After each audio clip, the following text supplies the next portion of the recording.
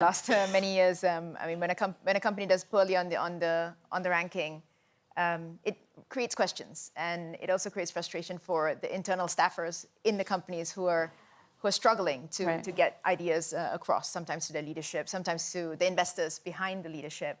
And I think that's something that you have to be cognizant about, like empowering the individual people who work in these companies with good ideas, listening to their ideas and trying to find solutions to bring that out. Clarifying the actual responsibility of the areas not to go into and the areas to go into, where should the priorities actually stand? That is hugely empowering to a lot of companies. I mean, how would a company like Johnson & Johnson know that their nursing program actually saves out of 8 children who, you know, one of the things that they do in nursing program is they teach about resuscitation of babies when they're born and they don't breathe. And because of their program, they end up teaching the caregivers who are birth attendants how to resuscitate the babies. There's instead of 8 babies dying, there's only 1 baby dying. And we started showing that, and it's a powerful video to show to many different CEOs, and some CEOs in the room have actually seen that video.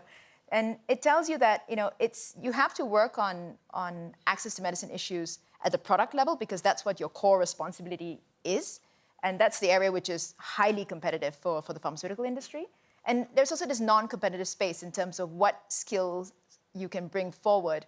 I give an example of Johnson & Johnson in Merck KGaA. What they do is they really start looking at health education. They know that the bulk of healthcare workers and access to doctors is mostly at the urban setting in a country like India. Mm-hmm. So they decided to focus on the rural setting and build healthcare facilities and partner with multiple organizations on those kind of issues. And you see those examples everywhere. Eli Lilly, they recognize the growing middle class in China and have built a specific program on that. A company like Novartis, they look specifically at, okay, we've got a base of the pyramid program, we've got a ability to pay a program for the higher income brackets.